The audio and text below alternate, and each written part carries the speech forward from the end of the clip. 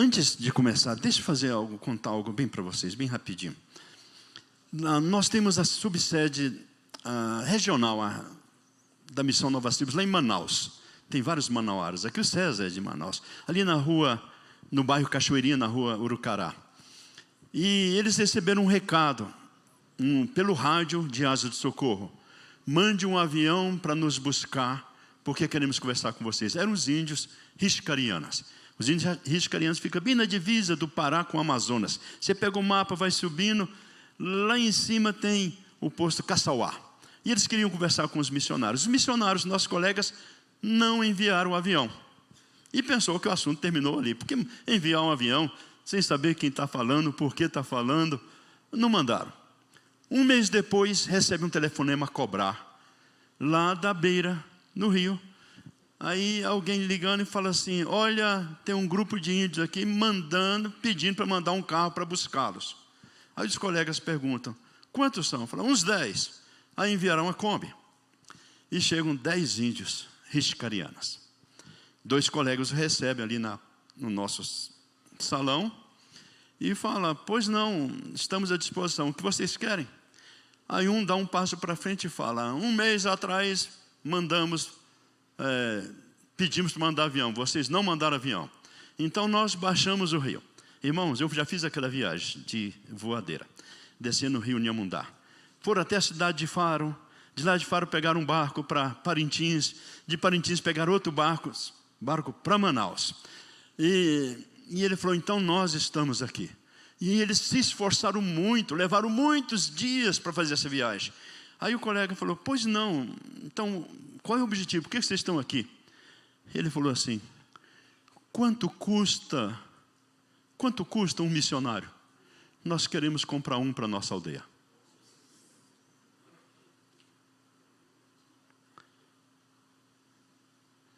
Alguém me perguntou, quanto custa um trabalho? Um missionário. Aí eu falei, mas me fala, quanto custa? Bem, começou na cruz do Calvário. O preço foi altíssimo. E depois tem a vida dele, o treinamento, a capacitação. Vou apresentar para vocês brevemente uma história do que você precisa fazer, do que nós fizemos, minha esposa e eu, e a nossa equipe, para alcançar um povo chamado Zoé. Eu vou falar daqui mesmo, e eu serei bem breve, porque ainda tem uma mensagem, e os irmãos, eu não quero abusar do tempo dos irmãos. Zoé é o nome da etnia no norte do Pará, tem a mesma palavra no grego e significa vida, e Zoé, né? Aqui é Zoé. Zoé significa gente verdadeira. Nós morávamos na cidade de Santarém, e deixa eu ver se está saindo, tá? Pode apagar a luz aqui, irmãos, por favor. Tem como fazer bem escurinho, fica bem melhor. Falta só a pipoca. Pronto, melhorou? Isto. Aí da cidade de Santarém, um irmão vizinho me liga e fala assim, pastor, um colega meu sobrevoando uma aldeia, sobrevoando a selva amazônica, indo para o garimpo, ele passou por uma clareira, e ele foi ver que clareira aquela. Quando ele abaixou, tinha uns índios, os índios atiraram flecha no avião. O senhor não quer ir lá? Eu falei, quero. O senhor paga só a gasolina? Aí nós fomos, fizemos o primeiro voo. No primeiro voo, nós não descobrimos nada. Aí fomos no segundo. No segundo, nós estávamos para voltar, porque a autonomia do voo já tinha que voltar. E ele falou assim, pastor, ora, porque a gente vai ter que voltar. Eu só sei olhar de olhos fechados. Eu fechei os olhos para orar. Aí ele falou, olha lá embaixo, pastor. Aí eu abri. Apareceu uma aldeia, depois outra aldeia. À margem do rio. E desta aldeia os índios atiraram flechas no avião, mas nós estávamos bem alto e, é claro, evidentemente, não nos alcançou. Voltamos para Santarém, marcamos no mapa, e agora o próximo passo é ir lá atrás dele pelo rio, o único caminho, a estrada da Amazônia. Como vocês nunca saberiam quem sou eu aí, eu coloquei um leve sinal para que vocês descobrissem. E foi subir no rio Cuminapanema, muitas vezes arrastando a canoa, encontrando tudo aquilo que tem na selva.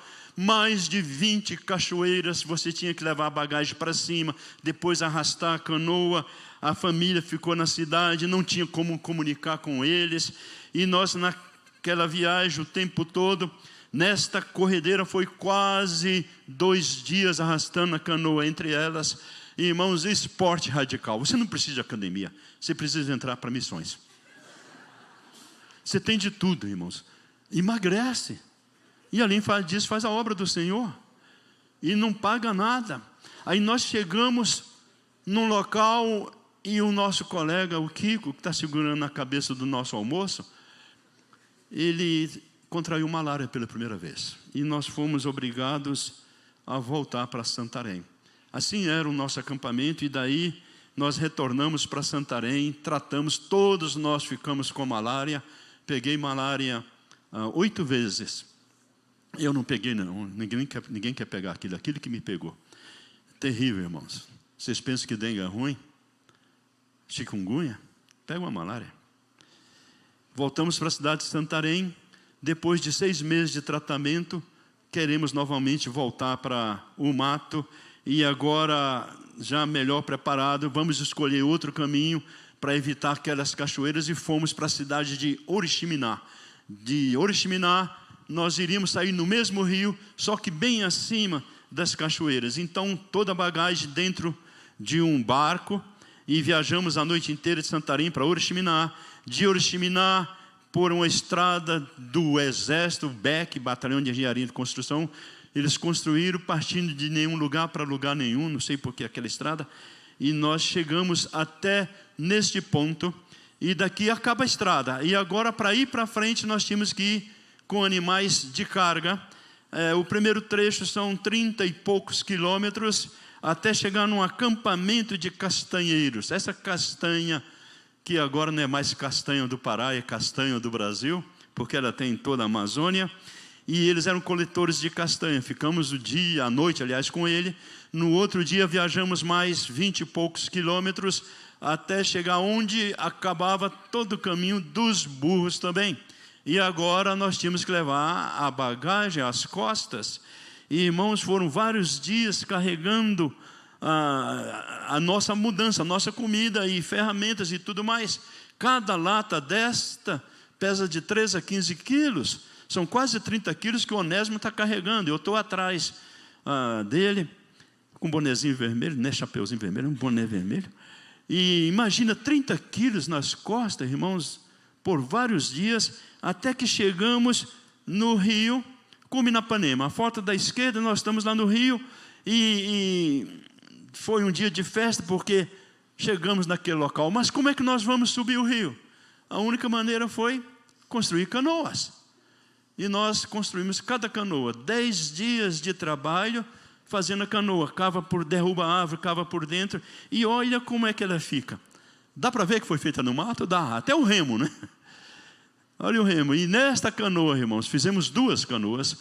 Nestas canoas nós viajamos quase 15 dias, remando o rio Cuminapanema acima, até que chegamos num local onde nós vimos que tinha passado indígenas por ali. Então nós voltamos uma meia hora de canoa e fizemos um acampamento enorme, derrubamos árvores, fizemos a nossa casinha lá no meio. Deste local, nós sairíamos pelo caminho que nós sabíamos dos índios, para deixar presentes, para fazer uma frente de atração. E era um grupo completamente isolado. O treinamento da Missão Novas Tribos é fantástico, para o trabalho em qualquer parte do mundo. Mas realmente o que aprendi muito do mato foi com esses 2 homens. Um índio, o sem camisa, é um índio Apalaí, o nome dele é Gerani, e o outro é seu Raimundo Arnolfo. Na época ele era marisqueiro, era caçador de onça, podia-se naquela época. E eles nos ensinaram muito mato. Desse local nós sairíamos para deixar presente para os índios e fazer à frente o contato com eles. E depois de muito tempo, um dia, eu não vou contar a história aqui, irmãos, um dia o Gerani e eu estávamos andando, e passou um bando de porco.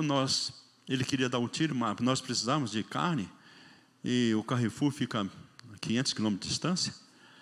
Então a carne era aquilo que a gente conseguia caçar. E aí eu falei para ele: não atira não, com a espingarda que ele tinha. Eu tinha um rifle 22, que é um barulho bem pequeno. Aí os porcos passam correndo, um para e olha para trás. A curiosidade mata, vocês sabiam? Ele olhou para trás, eu atirei, ele ficou. Aí quando nós estávamos ali olhando o porquinho, no meio da selva, só nós dois pensávamos, aí escutamos: ei, Tainã, morreram idiota, Tainã. Depois descobrimos que era, né, irmão? Ô estranhos, o que vocês estão fazendo? Era o primeiro contato com eles. Eu disse que não ia contar, então vou para frente. 5 dias depois, eles aparecem na nossa base. Tivemos aquele primeiro contato. Aí veio o segundo, só guerreiros, arcos e flechas. E nós fizemos o primeiro contato. Aqui era o segundo, aliás. Depois veio um grupo menor. Nós os chamamos para sair para vir para perto da nossa clareira. Passaram ali conosco o dia inteiro. Foi uma emoção indescritível. Pouco tempo depois veio outro grupo pequeno. Aí nós aprendemos as primeiras palavras da língua. Descobrimos qual era o tronco linguístico. Era Tupi-Guarani, no meio de um povo caribe. Foi algo estranhíssimo. Mas aquele contato foi interrompido. Passamos mais um tempo e nós voltamos novamente. E agora nós não fomos mais de canoa. Fizemos um caminho pela selva. Mais de 150 quilômetros de picada, irmãos. Nós fizemos em direção à selva. Num mês andamos 300 quilômetros, 150 para ir, 150 para voltar. E olha como é que eu era esbelto. Eu já tive meus dias de glória, viu, irmãos? Daqui, nesse local, nós fizemos nosso acampamento. Nesse acampamento, nós ficamos morando 9 meses. Os homens, nós nos revezávamos. E não é igual à casa do irmão César, viu, irmão? Olha como é que era mais simples. Foi um luxo estar hoje com o irmão, foi uma benção. Ao sábado a gente saía para caçar. Domingo era dia de descanso, sábado nós saímos para caçar, porque tudo que nós pegávamos era aquilo que nós comíamos. Não dava para trazer comida da cidade, não tinha como chegar. Uma vez por mês alguém levava para nós. Mas aqui o Senhor nos dava aquilo que nós precisávamos e aquilo que nós também não precisávamos. Aí alguém fala: mas como? O que você fez? Irmãos, quem é que você queria que desse testemunho hoje? Ela ou eu? Essa era a nossa equipe. E nós estávamos ali para construir uma pista de pouso. As árvores que iam ficar na lateral da pista, a gente cortava baixinho e jogava para o lado. Mas as que iam ficar no eixo da pista, não podia ficar tronco, não podia ficar raiz. A gente cavava até 1 metro de fundura e derrubávamos com raiz e tudo. E foi assim 400 metros de comprimento a pista, por 80 de largura, 20 bem limpinho, e 30 de um lado e 30 do outro. Irmãos, foram 9 meses de trabalho, até que nós começamos a preparar as casas para poder levar as famílias, e tiramos as tábuas, e eu uma vez falei para minha esposa: meu bem, já a casa está pronta, a primeira casa eu fiz de tronco. Aí ela imaginou aquele tronco, casa suíça, né, aquele tronco horizontal. Aí quando chegou lá, ela viu essa casa e falou: oh, meu bem, parece um chiqueirão. Mas ela não sabia, era um duplex. No plástico preto era o meu quarto, eu e a Nancy. No plástico azul era o Kiko e a Nadir. Privacidade total, imagina. E moramos aí um bom tempo. Quando nós fizemos a pista, nós levávamos 8 dias de viagem, irmãos, para chegar até a aldeia. Quando fizemos a pista, o avião levava 1 hora e 10 minutos. E o mais precioso, podia levar minha esposa, meus filhos.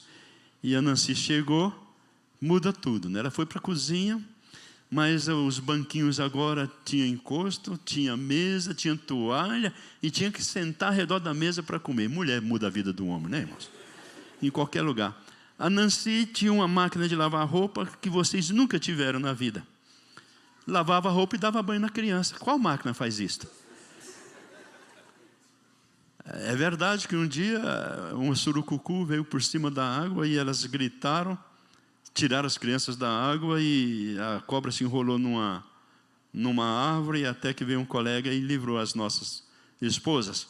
Mas nós íamos refazer o contato, então toda a família voltou para a cidade, ficando só os homens, e nós fomos... Uau,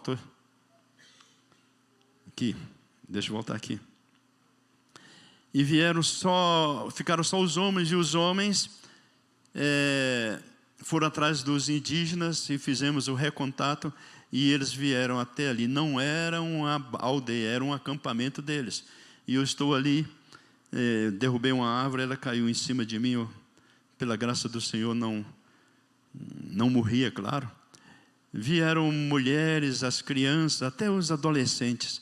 E a característica principal do zoé é o poturu, este pau que eles colocam aqui. Os dentes recuam para o centro da boca, acompanhando o contorno cilíndrico. Todos eles, homens e mulheres, usam assim. As crianças, quando completam 5, 6, 7 anos, que trocam os dentes de leite, aí tem a cerimônia, onde eles colocarão isto nos lábios. A minha esposa, como eu e outro colega, somos linguistas e preparamos a coleta de material para traduzir. Aliás, primeiro para analisar a língua, ela foi analisada, descrita, alfabeto, a sintaxe todinha está registrada na Biblioteca Nacional do Rio de Janeiro. E a nossa casinha finalmente ficou bonita, pode ver. A minha esposa ali com o índio Ipó, que era muito amigo, chamava Nancy de mãe e a mim de pai. Infelizmente ele faleceu, caindo de uma árvore. Mas, meus irmãos, o que a gente não queria aconteceu. Era um grupo isolado e o governo federal nos tirou da aldeia. Naquela época nós tivemos que sair, e a nossa oração é para voltar àquele lugar. Então lembre-se de orar pelos índios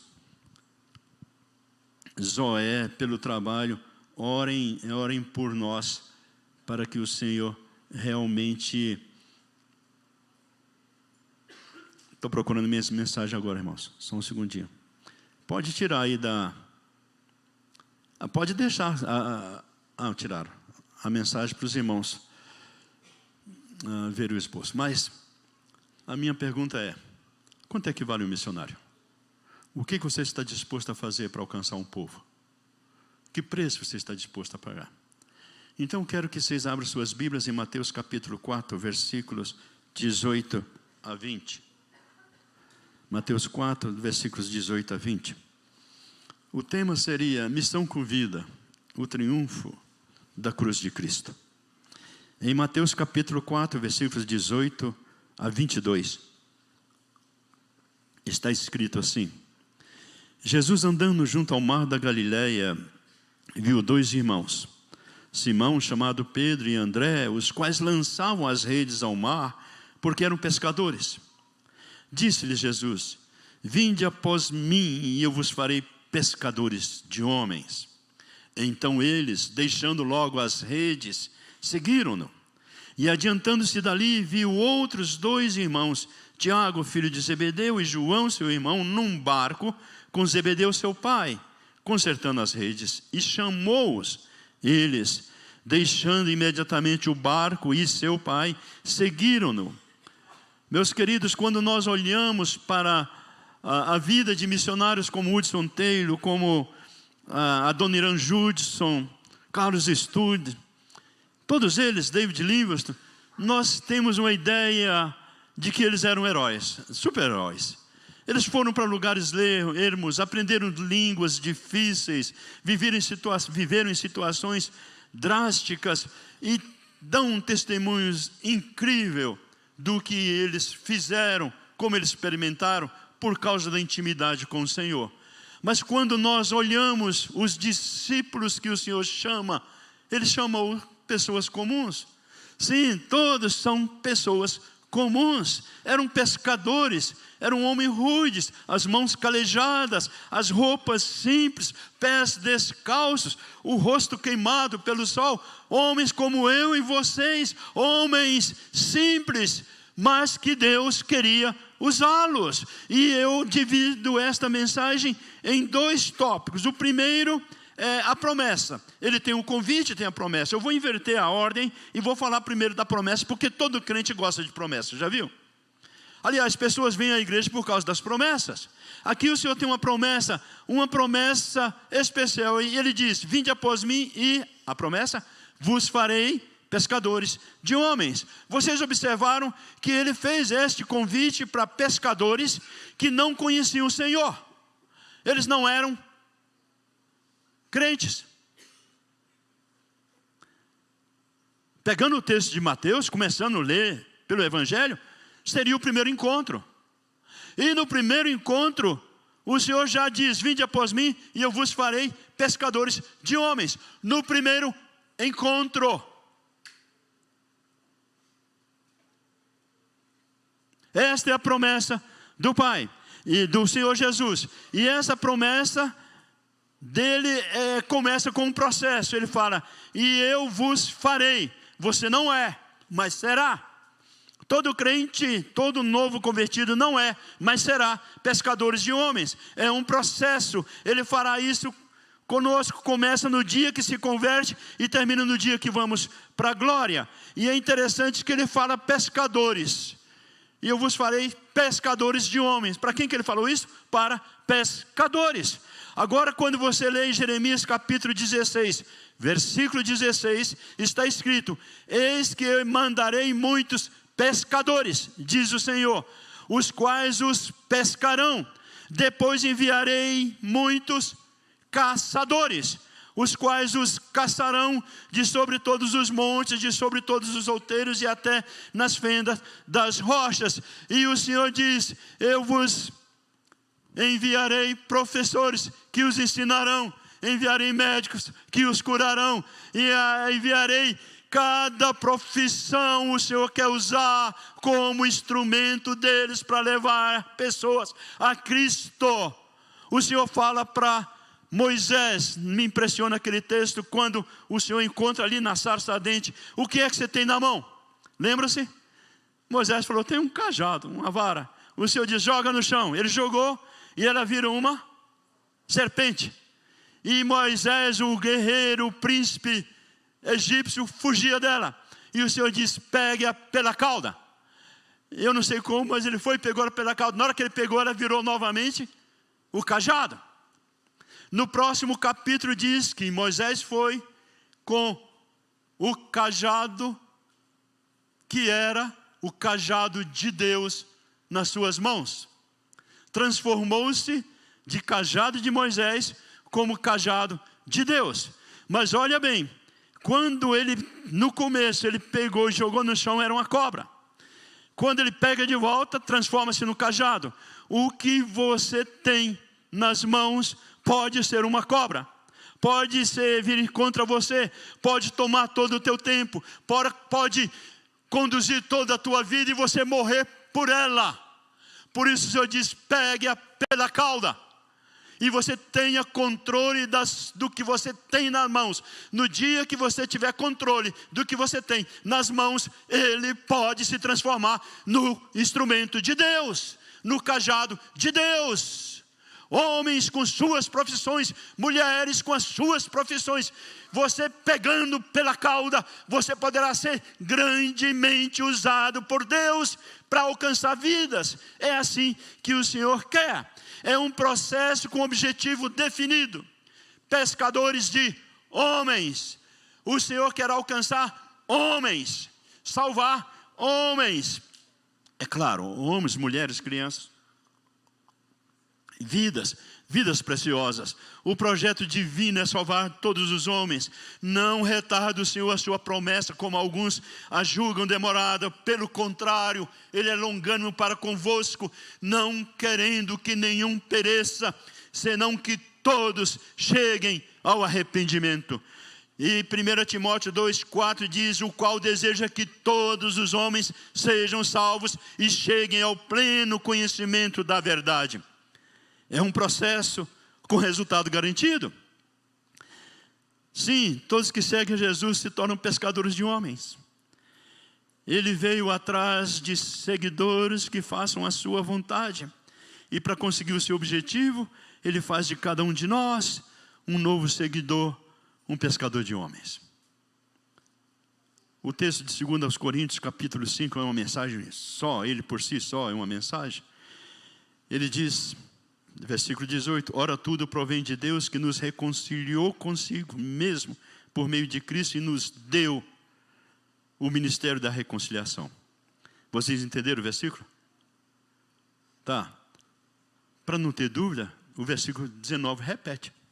Ele diz, a saber, que Deus estava em Cristo reconciliando consigo o mundo, não imputando aos homens as suas transgressões, e nos confiou a palavra da reconciliação. Eu acho isso incrível. Está aqui o homem perdido. Aí Deus, iniciativa dele, reconcilia com o homem. Deus podia destruí-lo, Deus podia acabá-lo, e ele seria justo se assim o fizesse. Mas ele reconcilia, Deus, reconcilia-se com o homem, e pega o homem, reconcilia com ele, e dá para ele o ministério da reconciliação. Agora este homem é um reconciliador dos homens com Deus. E no versículo 19 fala, e confiou a palavra da reconciliação. Irmãos, isto é incrível, é grande, excede a nossa compreensão. Nós não somos somente reconciliados com Deus, nós recebemos o ministério de reconciliação para reconciliar outras pessoas com Deus. Não há privilégio maior do que esse, do que conduzir alguém a Cristo. Reconciliar uma pessoa com Deus. Eu quero agora ir para o convite de Jesus. Jesus disse, vinde após mim. Tem aqui alguns pontos a considerar. A iniciativa é dele. Ele vê aqueles homens e fala, vinde após mim. Eles eram desconhecidos, mas o Senhor vai atrás deles e o convida para participar do maior de todos os projetos, salvar vidas. E é interessante, irmãos, que o método é seguir a Jesus. Vinde após mim. Não é Jesus nos seguir. Se Jesus está indo atrás de você, provavelmente é para te trazer do lugar onde você não devia estar, para o lugar certo, que é seguir a Jesus. Nós somos seguidores de Jesus. Nós fazemos o que Jesus quer. E não é que Ele faz o que nós queremos. Agora, quando nós seguimos a Jesus, é tão interessante, a logística é de Jesus. Ele fez um convite simples, vinde após mim. Eu imagino que alguns falaram assim, nós vamos dormir aonde? Nós vamos comer o quê? Como é que serão os dias? Mas vocês percebem que a logística é de Jesus? É Ele que supre as necessidades. Ele sabe onde vai parar, Ele sabe o que precisam. E o Senhor no final pergunta, por acaso vos faltou alguma coisa? Sabe, meus irmãos, normalmente muitas pessoas não querem se dedicar para a obra missionária porque tem certas preocupações com sustento. Tem preocupações com como é que vou ter o suprimento disto. E eles ficam nesta dúvida. Irmãos, apareceu uma foto ali do aviãozinho no final, não apareceu? Eu ia deixar aquela foto, mas desliguei. O avião vinha uma vez por mês levar comida para a gente. Uma vez por mês, lá do irmão Sadi. E uma vez por mês, alguém na cidade, nós tínhamos o nosso comprador na cidade, ele tinha os cartões do banco, a gente mandava a lista para ele pelo rádio de Asa Socorro, e lá na cidade aquele irmão fazia as compras. E um dia nós chamamos pelo rádio, Papa Serra, Quebec 730, chamando Papainha, Quebec 952, câmbio, 952 era o rádio lá na cidade, na minha casa inclusive. Aí o irmão que estava no horário certo, ele pegava 952 na escuta, câmbio. Irmãos, já fez as compras? Câmbio, a gente tinha que falar câmbio no final. Aí ele falou assim, sim, já fiz toda a compra, câmbio. Aí ele falou, então manda as compras, irmão, câmbio. Ele falou assim, não posso mandar porque não tem dinheiro para pagar o voo, câmbio. Aí nós falamos, eu falei para ele, fala com o irmão Sadi, irmão querido, irmão precioso, fala para o irmão Sadi ficar fiado, câmbio. Aí ele respondeu, está escrito na Bíblia, não devais nada a ninguém, câmbio. Missionário da Novas Tribos. Não podíamos violentar a consciência dele. Aí, tá bem, irmão, vamos orar, câmbio. Passa a semana, acaba tudo, as esposas trocam. Você tem sal? Você tem açúcar? Acabou tudo. Aí as esposas falaram, bem, não dá mais. Quando a mulher fala, não dá mais, já viu como é que os homens agem? fazem de tudo. Puxa, contei o segredo, né? Segredo de um bom casamento. Aí, toda vez que o irmão Sadi chegava lá, o avião pousava, a gente tirava toda a bagagem, ele fechava a porta do avião, ele ia lá na minha casa, e a Nancy tinha feito um bolo de macaxeira, de mandioca, aquele que em Goiás chama de mané pelado, não sei porquê. Aí tinham feito um bolo e tinha açaí, legítimo, verdadeiro. Não é o que vocês tomam aqui, desculpa. Era açaí legítimo, não é, irmão César? Aí, ele chegava lá em casa, todas as vezes, a gente colocava a roupa que usava só uma vez por mês, para receber o irmão Sadi. E eu falei, quando o irmão Sadi chegar, ele vai pedir o voo. Quando ele chegar, que ele estiver em casa, que ele estiver com um bolo na boca, eu vou falar para ele, irmão, pode ficar fiado? Era o plano B. Aí, então, vou fazer assim, bora. Aí eu pego o rádio e chamo. Aí o colega atende, eu falei assim, irmão, pode mandar o voo? Câmbio. Aí ele falou assim, como é que vocês vão pagar? Câmbio. Aí eu falei, está tudo resolvido? Câmbio. Ele foi lá e falou com o irmão Sadi, olha, o voo está certo, vocês podem voar e eles vão pagar para vocês lá na aldeia. Irmãos, não tinha dinheiro na cidade, vai ter na aldeia? Aí, no dia certo, o voo vem. Nós preparamos a pista, tiramos os indígenas, a gente ficou lá parado, o avião veio, pousou, eu fui e encostei no irmão Sadi. Se vocês acharam a foto aí, coloca para mim, por favor. É do aviãozinho, lá no final. Aí eu encosto o irmão Sadi, ele abre a porta, tiramos toda a bagagem, tudinho, e eu fico do lado do irmão Sadi, esperando ele fechar a porta do avião. Ele não fecha. Eu estou esperando ele fechar, ele não fechou. Eu falei, irmão Sadi, vamos lá em casa comer aquele bolo? Afinal de contas, ele tinha que estar com o bolo na boca. Aí, vamos lá. Aí ele falou, não, irmão Eduardo, hoje eu estou com pressa, só estou esperando o dinheiro. Irmãos, eu fiquei tão desconcertado que meu plano B foi por água abaixo. Eu virei as costas, olhei para a mata. Quando eu olhei para a mata, citei meu salmo preferido. Elevo meus olhos para os montes, de onde me virá o socorro? Meu socorro vem do Senhor que fez os céus e a terra. Conhece, irmãos? Aí naquela hora, chega um irmão com uma sacola de pano. Aquela sacola ficava na cidade, porque naquela época não tinha WhatsApp, tá? Era cartinha. Então o pessoal mandava as cartas e eles colocavam dentro daquela sacola de pano. Quando tinha um voo, levava, entregava para o piloto. Chegava na aldeia, ele tirava todas as cartas e devolvia a sacola vazia. A gente tinha que ler as cartas ou escrever algumas cartas. Todo mundo já tinha pego as cartas, só faltava eu. Aí eu estou ali, naquela angústia, ele chega com 4 cartas para mim. Uma das cartas era de uma missionária da APEC, lá de Campo Mourão. As outras, tudo bem, mas aquela me chamou a atenção. Só abri aquela.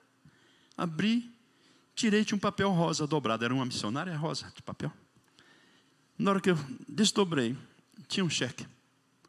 Que eu olhei o cheque. Era o valor exato do voo. O valor exato. E eu entreguei para o piloto e falei, está aqui, meu irmão. Sabe por quê, meus irmãos? A logística é do Senhor.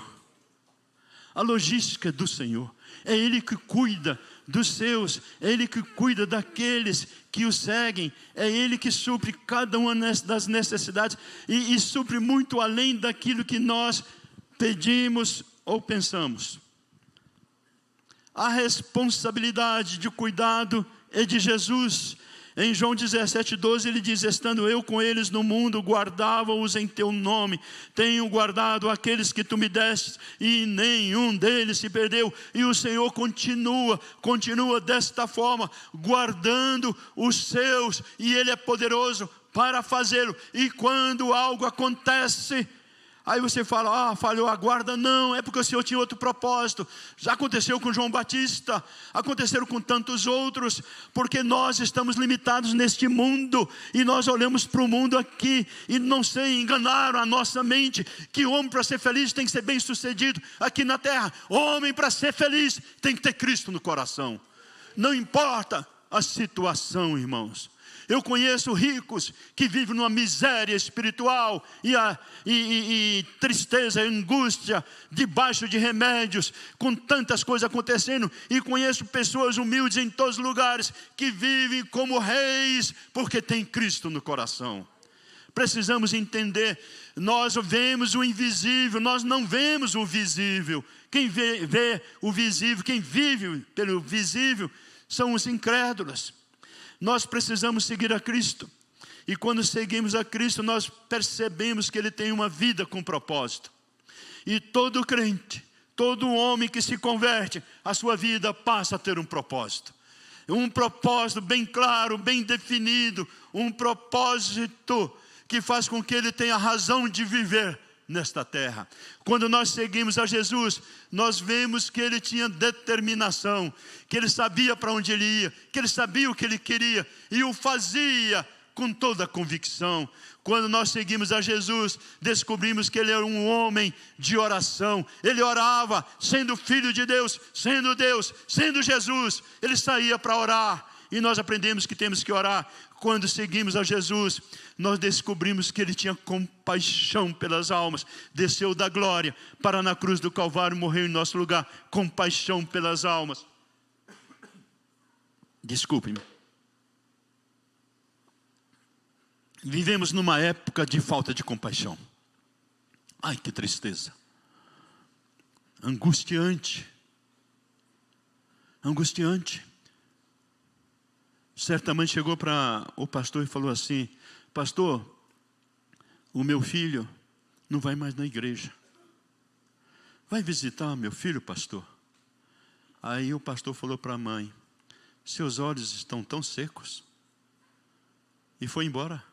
Ela ficou simplesmente atônita com aquilo. Eu faço um pedido para o pastor fala: seus olhos estão secos? É para isso que a gente paga para pastor? Para falar que nós temos os olhos secos? Aí ela vai para sua casa. De noite, ela foi orar, aquela oração tradicional. Ela se ajoelha. Na hora que ela se ajoelhou, que ela começou a orar, pela primeira vez, ela começou a orar. Ela foi tomada de uma compaixão pelo seu filho. E ela chorou. As lágrimas desceram, caíram no piso. E todas as vezes, todas as noites, quando ela ajoelhava, ela chorava pelo seu filho. Não falou com seu filho. Não deu bronca no seu filho para ir para a igreja, para voltar. Não deu. Ela chorava. Seu coração chorava. Seus olhos não estavam mais secos. E um dia, sentado num banco, na hora de começar o culto, ela escuta passos conhecidos. E seu filho volta e se assenta ao seu lado. Compaixão. Sabe, meus irmãos, nós vivemos numa época de, me perdoe a dureza, tá? Mas tem que ser dito. Nós vivemos numa época de humanização dos animais e bestialização dos homens. Nós não temos mais compaixão pelos homens. Nós não choramos mais. Esta compaixão tem que vir do céu para nós. Em Romanos capítulo 5 diz que o Senhor derramou amor em nossos corações e nós podemos chorar pelo vizinho, por aquele que não conhece o Evangelho. Nós podemos chorar pelas pessoas. Nós temos que chorar que o Senhor faça os nossos olhos voltar a serem úmidos pelas lágrimas. Nós, quando seguimos a Jesus, descobrimos que Ele tinha obediência. E sabe, meus irmãos, foi isso que levou à cruz e Ele perseverou. Filipenses capítulo 4, fala sobre, capítulo 2, versículos 5, 6, fala sobre a obediência de Jesus. Não, aliás, é 8. E Hebreus capítulo 5 fala que, embora sendo filho, aprendeu a obediência pelas coisas que sofreu. Se fala de Jesus, que Ele foi obediente, que dirá de nós? Irmãos, nós precisamos perceber que nós temos que ser obedientes à palavra do Senhor. Jesus, seguindo a Jesus, nós descobrimos que Ele tinha disposição ao sofrimento para cumprir a obra. Cada ponto desse é uma mensagem. Eu estou andando depressa, irmãos. E Jesus tinha convicção de que a obra seria completada.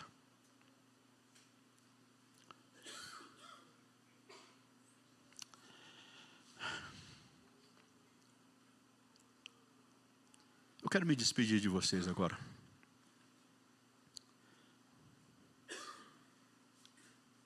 Quanto é que vale um missionário?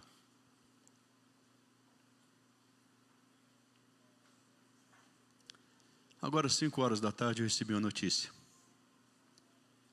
Que um colega, um dos melhores missionários das Novas Tribos, homem que fala a língua com uma fluência, que vivia na aldeia como... ele, inclusive, nunca era chamado pelo nome de Daniel. Ele era chamado era pai, era avô, pelos próprios indígenas. Hoje de manhã, ele chegando na casa do filho dele, ele teve um infarto fulminante e faleceu. Quem é que vai ocupar o lugar do Daniel?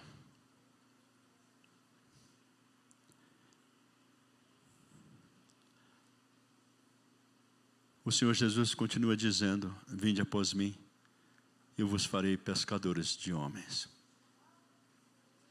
Que o Senhor, no nosso meio, levante homens e mulheres que estejam dispostos, não só a ocupar o lugar do Daniel, mas alcançar outros lugares que ainda não foram alcançados com a mensagem.